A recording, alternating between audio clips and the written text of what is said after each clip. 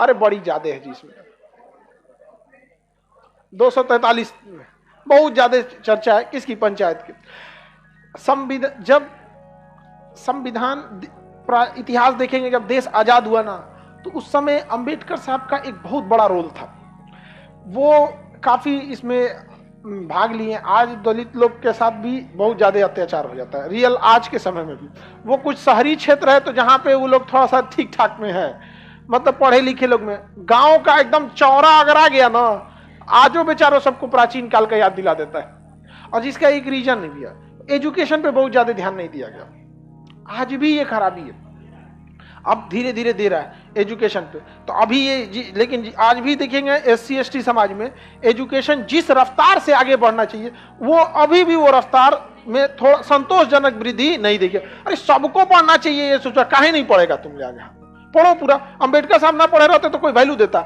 जब वो अपने विद्यार्थी जीवन में तो क्लासवा के बाहर रखते थे, बाहर बैठो वहां पे, घड़ा तुम पानी ना पिए, कोई दूसरे जगह पिए यहाँ पे। बहुत जब पढ़ लिख लिए तब ना उनका वैल्यू हुआ। आज तनिक बोले तो लोगों करे 4 को सुना देगा, रे चोट्टा कहीं का, हाँ किसको बोल रहा है तुम।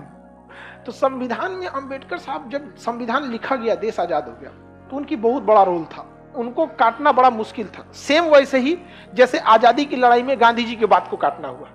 गांधी जी की बात को कोई नहीं काट पाता था, चाहे वो नेहरू को आगे बढ़ाना हुआ, सुभाष चंद्र बोस को मेन लाइन से कट करना हुआ, हरिजन सेवक संघ की स्थापना करना हुआ, असहयोग आंदोलन को असमय स्थगित करना हुआ, प्री प्लान करके जैसे तैसे भारत छोड़ो आंदोलन को चालू करना हो गया, या द्वितीय गोलमेज से वापस आना हुआ। गांधी जी के बात को काटने वाला कोई नहीं था। उसी तरह संविधान सभा में अंबेडकर साहब की बात को काटने वाला कोई नहीं था। और यही दोनों में दिक्कत हो गया।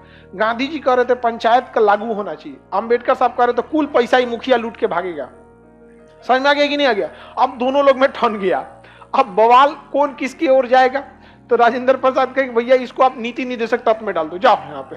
तब आर्टिकल 40 है नीति निदेशक तत्व, क्या बनाता है? पंचायत। अब भाई पंचायत को डाल दिया गया नीति निदेशक तत्व में। जिन राज्यों को लगेगा कि पंचायत जरूरी है वो पंचायत को लागू करेंगे, और जिन राज्यों को लगेगा कि पंचायत जरूरी नहीं है वो इसे लागू नहीं करेंगे। सिंपल हो गया। लेकिन धीरे धीरे पंचायत की जरूरत फील की जाने लगी। यहाँ अंबेडकर साहब थोड़ा सा ना, उनका जो उस समय का सिनेरियो ठीक था। अभी भी तो कहाँ पे करप्शन नहीं है? करप्शन कई हर जगह है, उसके कई रीजन भी है। गांव में गरीब का हक जानते हैं ज्यादा कौन मार रहा है? मिडिल वाला। उसको जब तिलक लेना होता है तो अपने को अमीर दिखाता है, और सरकारी आवास लेना होता है तो गरीब बन जाता है। मिडिल क्लास वाला ना किधर फिट होता है पता ही नहीं चलता है। देखिएगा ना मिडिल क्लास की फैमिली, अरे हम दोनों ओर से फायदा उठाएंगे यहाँ पे। तो मिडिल क्लास वाला भी देखिएगा ना, उसको वो राशन कार्ड के लिए एप्लीकेबल नहीं है, फिर भी राशन उठा लेता है। और गांव में मुखिया जी को तो वोट मांगना है ना भाई, उसकी भी मजबूरी है। नहीं देगा कहेगा तू कैसे नहीं देगा, वो मुखिया करप्शन करके हमको दे देता था, वही ठीक था। तो गांव में अंबेडकर साहब इस चीजों को जानते थे कि गांव में ये होंगी। लेकिन गांधी जी का कहना था कि गांव के लोग अपनी मांग को बड़े लेवल पे जाके नहीं रख पाएंगे, और ये हकीकत भी है। गांव का आदमी अगर एयरपोर्ट पे चल जाता है तो पकड़ा जाता है, ये गांव का है। समझ में आ गया कि नहीं? हालांकि 3-4 बार करने के बाद आपको भी एक्सपीरियंस हो जाएगा, और कुछ नहीं।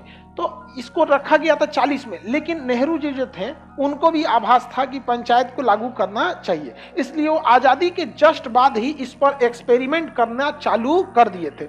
1952 में ही उन्होंने ना एक सामुदायिक विकास कार्यक्रम चालू किया। सामुदायिक विकास कार्यक्रम, सामुदायिक विकास कार्यक्रम। इस विकास कार्यक्रम में उन्होंने गांव को छोटे छोटे कामों को सौंपा कि गांव में सफाई मेंटेन करें। 5 लोगों का ग्रुप बना दिया, गांव की क्या समस्याएं हैं आप लोग आके बताइएगा, तो एक ग्रुप बना दिया, समुदाय बना दिया। उसी का नाम रखा गया सामुदायिक विकास कार्यक्रम। 1952 में चालू हुआ।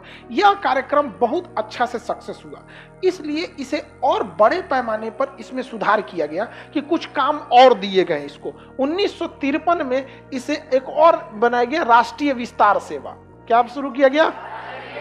राष्ट्रीय विस्तार सेवा, राष्ट्रीय विस्तार सेवा। और इनको देखा गया कि कैसा परफॉर्म कर रहे हैं। बड़े लेवल पे कोई भी चीज को जांच करने में आपको 5 साल का समय लगता है, छोटा मोटा काम नहीं है। तो 5 साल में तो समझ में आएगा कि क्या चेंजिंग आ रही है, क्योंकि देश बदलने में काफी ज्यादा समय लग जाता है। यहाँ पर आप ही बताइए ना, आपको अपनी जिंदगी बदलने में 3-4 साल लग जाता है, आते गांव से क्या आपको नौकरी लग जाती है? लंबा समय लगता है कि नहीं लगता है? तो जब आप एक इंडिविजुअल हैं तब आपको इतना समय लग रहा है, तो पूरे गांव को सुधारने में तो और टाइम लगता है, और भी गांव के लोगों को समझाना बड़ा मुश्किल काम होता है। गांव के बूढ़े लोग ना अपने से कम, हम लोग को तो कहता है तो अभी नया नया इन लोग को क्या पता है यहाँ पर, समझ में आ गया कि नहीं? और तो दाढ़ी उड़ी पक जाए ना तो गाँव के लोग थोड़ा सा कहते हैं कि ना पूरा 8 आदमी है, एक्सपीरियंस है। गांव में अभी भी एक्सपीरियंस का बहुत वैल्यू है। आपको लोग गांव में बाबा दादा को मिलिएगा ना चौपाल पे, आप लोग को वैल्यू देते हैं? हाँ, अरे तू अबे सीखा तो नहीं। तो ये दोनों चीजें काफी अच्छे से काम की।